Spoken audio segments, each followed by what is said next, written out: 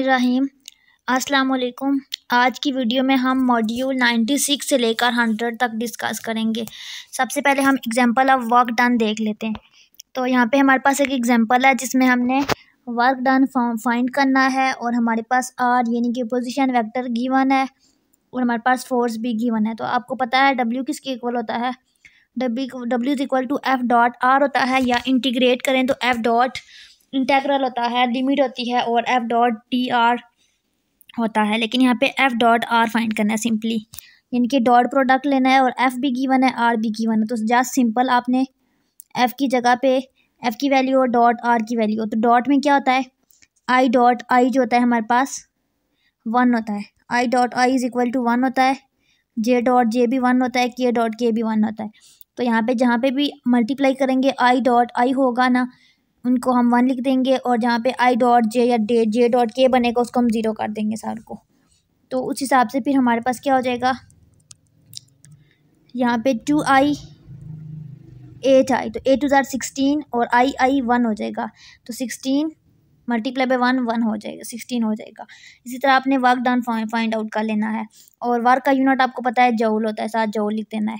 इसी तरह एक और एग्जांपल है जिसमें हमें वर्क डन कैलकुलेट करना है। एम गिवन है, मैस गिवन है, इनिशियल वेलोसिटी v1 भी गिवन है और v2 भी गिवन है। ठीक है, 2 वेलोसिटीज़ गिवन है, मैस गिवन है, और w फाइंड करना है। तो आपको मैंने क्या कहा है, w का एक तो ये फार्मूला है एफ डॉट आर, एक इंटेग्रल है अगर आपको टाइम गिवन है लिमिट्स तो इंटेग्रल। लेकिन यहाँ पे जब v1 v2 की बात आ जाए तो आपने जो फार्मूला डिराइव किया था पीछे लेक्चर में, half M V two square minus half M V one square, ये यूज़ करना है। तो यहाँ पे सारी वैल्यू आपको गिवन है, आपने पुट करके आंसर फाइंड आउट कर लिया। नेक्स्ट है हमारे पास 97 लेक्चर कंजर्वेटिव फोर्स फील्ड। अच्छा, एक होता है कंजर्वेटिव फोर्स फील्ड और एक होता है नॉन कंजर्वेटिव फील्ड, दोनों एक दूसरे का ऑपोजिट होती हैं। यहाँ पे कह रहे हैं कि इस कंसेप्ट को समझने के लिए आपको पाथ इंडिपेंडेंस पता होना चाहिए। ठीक है, ये सारी आपके पास थ्योरी है, कोई भी इसमें समझाने वाली बात नहीं है, आपने इसको रीड आउट करना है, आपको समझ आ जाएगी। ठीक है, कह रहे हैं पाथ ऑफ इंडिपेंडेंट को, ये बस आपको बता दूं कि पी से डोनेट करते हैं। तो 2 पाथ हैं, तो एक को P1 कह देते हैं, एक को P2 कह देते हैं। तो वही मैंने आपको बताया डब्ल्यू वाला एफ डॉट डी आर था। तो अगर इंटेग्रल है तो आपके पास लिमिट होती थी T1 T2, तो यहाँ पे पाथ की बात हो रही है तो P1 P2 आ गया है। अच्छा जी, यहाँ पे क्या कह रहे हैं, F is equal to D R होता है। ठीक है, तो यहाँ पे हम ये नहीं लेंगे, यहाँ पे हम कहेंगे कि F is equal to minus del V हो जाएगा ये। तो एफ की जगह पे ये चीज़ हमने यहाँ पे पुट कर दी, D R as it is लिखा। ठीक है, इसको जब हमने डेरिवेटिव इंटीग्रेट किया तो आपके पास ये आंसर आ गया VP1 माइनस VP2। यहाँ पे ये आपने डेफिनेशन याद करनी है। ये कुछ कंडीशन है कंजर्वेटिव फोर्स फील्ड की जो आपको पता होनी चाहिए। अच्छा, हमें कैसे पता चलेगा कि फोर्स फील्ड इज़ कंजर्वेटिव, अगर आपको पूछा जाएगा एग्जांपल में, जैसे हो सकता है पूछें कि ये कंजर्वेटिव है या नहीं, या कह सकते हैं कंजर्वेटिव है प्रूव करें। तो आपको पता होना चाहिए कि हमारे पास इसका आंसर 0 आता है, यानी कि जब हम F is equal to minus del V करते हैं। ठीक है, अगर हमारे पास इसका आंसर 0 आ जाए, हम कहते हैं, ये देखिए, ये आपने रीड आउट सारा करना है। A force is conservative if there exists a continuous differentiable scalar field। अच्छा, ये v हमारे पास स्केलर फील्ड है। ठीक है, जब इसको डिफरेंशिएट करें इस तरीके से, यानी कि f is equal to minus del V है, is R equivalent if and only if ये चीज़ हमारे पास 0 है, यानी कि जब हम f इक्वल है माइनस डेल वी, इसका फार्मूला ये फाइंड आउट करते हैं, बेसिकली ये करना है। लेकिन हम जब डेल क्रॉस ये हमारे पास डेल क्रॉस जब एफ करेंगे तो हमारे पास आंसर 0 आ गया, तो हम कह देंगे कि इट इज़ कंजर्वेटिव। और कंजर्वेटिव होगा जब हमारे पास 0 आ जाएगा, तो फिर हम नेक्स्ट ये चीज़ निकालेंगे। और अगर हमारे पास 0 नहीं होगा, 0 के इक्वल है डेल क्रॉस एफ तो कंजर्वेटिव है, अगर 0 के इक्वल नहीं होगा तो नॉन कंजर्वेटिव है। दोनों में ये डिफरेंस है। उसका दूसरा पॉइंट है कि जब क्लोज पाथ के लिए वर्क है तो इंटेग्रल में देखिए एक सर्कल का मतलब है ये क्लोज है, तब इक्वल है 0 होगा तो क्लोज होगा।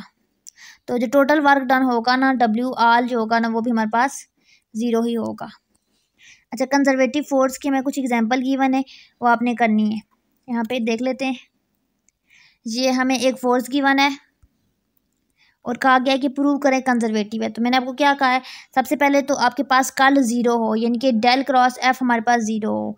तो जब भी हमारे पास क्रॉस की बात हो रही है यहाँ पे, तो क्रॉस में हमें क्या करते हैं, हम एक मैट्रिक की फॉर्म में लिखते हैं और उसका डिटर्मिनेंट लेते हैं, और अगर ज़ीरो आ गया तो हम क्या देंगे, इट इज़ कंजर्वेटिव। तो यहाँ पे देखें, del cross F is equal to, ये यहाँ पे हमने मैट्रिक की फॉर्म में लिखा, सबसे पहली वाली जो रो थी इसमें लिखते हैं आई जे के, ठीक है। और दूसरे वाले जो रो है उसमें हम लिखते हैं डेल। डेल किसके इक्वल होता है, डेल इक्वल होता है partial by partial x plus partial by partial y plus partial by partial z. ये हमारे पास डेल का जो है ना इक्विवेलेंट है इसकी। तो यहाँ पे हमने ये पुट किया सेकंड रो में। थर्ड रो में फोर्स थी, ये फोर्स, तो यहाँ पे फोर्स पुट किया। अब इसका डिटर्मिनेंट हमने लिया, तो इसका डिटर्मिनेंट हमारे पास ज़ीरो आ गया। तो ये क्या प्रूव हो गया, thus the force is conservative. यहाँ पे ये हमारा आंसर आ गया। हमें जस्ट यहाँ पे ये कहा गया था बताएं कि फोर्स कंजर्वेटिव है या नहीं। तो डेल क्रॉस एफ की आंसर ज़ीरो आ गया, तो बता दिया इट इज़ कंजर्वेटिव। नेक्स्ट है related topic of conservative force field. अच्छा, इसके रिलेटेड कौन कौन से टॉपिक हो सकते हैं। अच्छा, अगर आपको एग्जांपल में देखें, यहाँ पे ये मैंने आपको बता दिया पीछे P1 P2 पाथ हैं, लेकिन कह रहे हैं कि अगर जब मोमेंटम की बात आ जाए, इनके एग्जांपल में M भी गिवन हो, V भी गिवन हो, तो आपने क्या करना है, ये फार्मूला अप्लाई करना है। यहाँ पे इन्होंने क्या किया है, यहाँ पे ये देखें F is equal to D by D T M V किया है इन्हें, F is equal to M V किया, ठीक है। तो D T by D T divide कर दिया यहाँ पे। इस तरह हमारे पास फिर तब टाइम की बात आ गई, पाथ की थी, अब टाइम की बात आ गई इंटरवल में। तो T2 माइनस T1 ये इसके रिलेशन है, half mv2 square minus half mv1 square is equal to T2 minus T1, या V2 माइनस V1 भी हो सकता है, ये वही बात सारी। अच्छा जी, यहाँ पे T1 हमारे पास क्या है, किनेटिक एनर्जी, और V हमारे पास पोटेंशियल एनर्जी की बात है। तो कह रहे हैं कि जब दो T2 minus T1 is equal to, इनके sum of potential energy is equal to sum of kinetic energy. तो यहाँ पे देखिए नेगेटिव साइन है, तो जब नेगेटिव साइन को इस साइड पे लाएंगे तो देखिए पॉजिटिव वाली एक साइड पे रख लेंगे, जो नेगेटिव थी वो दूसरी साइड पे जाके पॉजिटिव हो जाएंगी, ठीक है।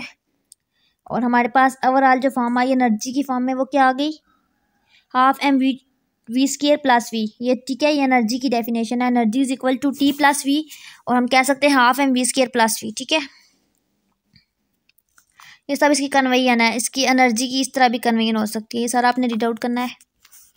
नेक्स्ट मॉड्यूल 100 में नॉन कंजर्वेटिव फोर्स फील्ड। तो मैंने आपको बता दिया है कि F is equal to minus del V वही है। तो इसके लिए करना क्या, सबसे पहले आपने F क्रॉस V करना है या V क्रॉस F करना है, तो आपका पास डेल क्रॉस F, तो हमारे पास आंसर ज़ीरो नहीं आए, तो उसको हम कहते हैं नॉन कंजर्वेटिव फील्ड। ये आपने रीड आउट कर लेना है।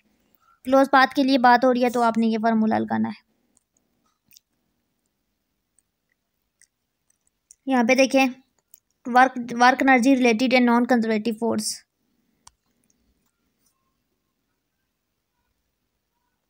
ये सारा इसका कन्वेंशन है। नेक्स्ट लेक्चर में हम इसकी एग्जांपल करेंगे।